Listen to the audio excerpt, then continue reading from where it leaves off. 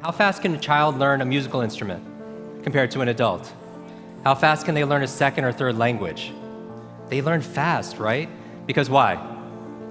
How many people you hear a song and it'll take you back to when you were a child? Raise your hand. How many people it's not a song, but maybe it's a fragrance or a food that will take you back decades? Because information combined with emotion became a long-term memory, right? Because we're not logical, we're what? We don't do things logically all the time. We do things what? Emotionally, right? Because we're not logical, we're biological. Everyone wants to write this down. All learning is state dependent. That the emotional state that you feel when you're learning something gets anchored to the learning. Does that make sense? By the way, what was the state that you felt back in school? Bored, and the other half of the class is like confused, right? Now, on a scale of 0 to 10, what's boredom? 0. Anything times 0 becomes what? 0, and that's why a lot of people don't remember what they learned. It's the emotional state. Does that make sense? We said that children are the fastest learners, right? That they have this curiosity and they play all the time. Now, it's been shown in science, the research, by playing more actually creates neurogenesis and neuroplasticity. Like Einstein didn't have a bigger brain than anyone here, but in certain areas of his brain, he had highly connectedness. He did these thought experiments where he would put himself in these brainwave states, specifically theta state. That's the state that you're in when you shower.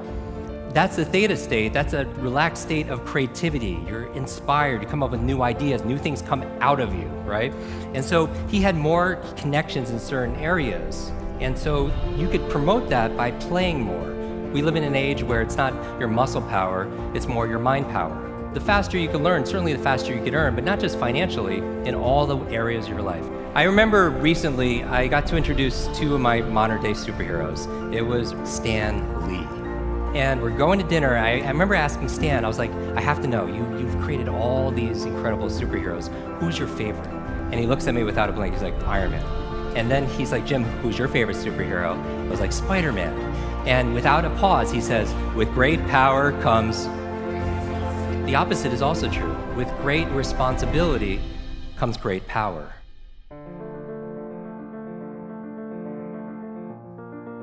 When you take responsibility for something, you have great power to what? To change things, to transform things, to make things better. You want to build a physical muscle, you give it what? Nutrition. Same thing with your mental muscles. Information combined with emotion becomes a long-term memory, right? The state that you learn something in, the mood and the feelings that you learn something in gets attached to what you want to learn. I'm going to give you 6 keys to learn anything faster. You can write these down. I want you to remember, be fast. Be fast.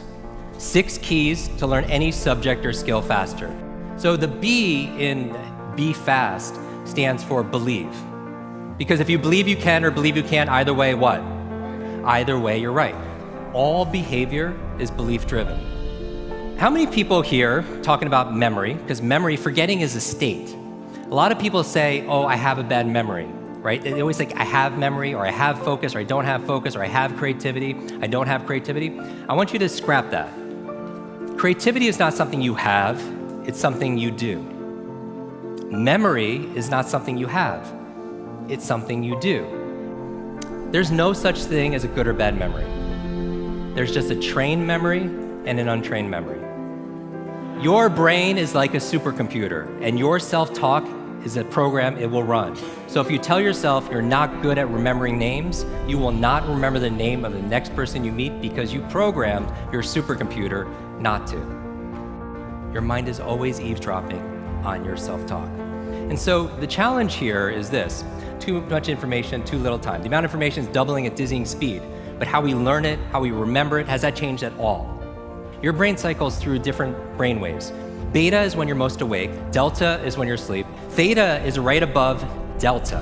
That's the state of creativity we talked about. Like in between theta and beta, when you're most awake, is a state called alpha. Right? It's a state you go in when you meditate, states you go into when you do deep breathing, state you're also in when you watch television. The alpha state is a great state to learn in though. So how do you keep your brain active? So smart devices could be extremely convenient. I'll give you a third villain: digital dementia. This is the idea that we're outsourcing our brains to our smart devices. We're so reliant on our smartphones that our smartphones are making us stupid. It's convenient. I don't want to memorize 500 phone numbers, but we've lost the ability to memorize one. There is no learning without remembering. So B is believe. Believe you can, believe you can. Now the E, I'm gonna go through these really fast, is exercise. Exercise. And what I mean by this is I mean physical exercise. Because your brain, the primary function of your brain is to control your movement. As your body moves, your brain grooves. If you want to learn any subject or skill faster, the F is to forget. Forget. A lot of people don't learn faster because they feel like they know it already, right? So you want to forget about anything else than what you're learning here, temporarily. The A in fast stands for active. You take notes, you ask questions, you participate in it. The S in fast stands for state, that all learning is state dependent. All learning is state dependent. I never want to learn in a bored state, right? Most people, like when they read, they're in a bored state. People wonder why they don't remember what they read. So control your state. Finally, the T in fast and B fast stands for teach. You learn with the intention of teaching it to somebody else. If you had to teach this to somebody when you got back home, your team, your family, your friends, would you learn it differently, right? So you learn with the intention of teaching to somebody else. Because when you teach something, you get to learn it twice. Let me close with this. When I got home, there was a package waiting for me. I opened up. I don't know if you could put the slide on, please. I opened it up, and there's this photograph. There's a photograph of me and the entire cast of X-Men.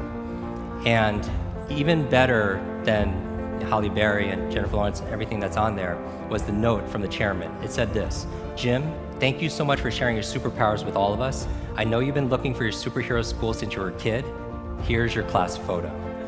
So my question for you is this: if you could go back to that child inside of you, that younger self, and right now tell them something that they need to hear, what would that be?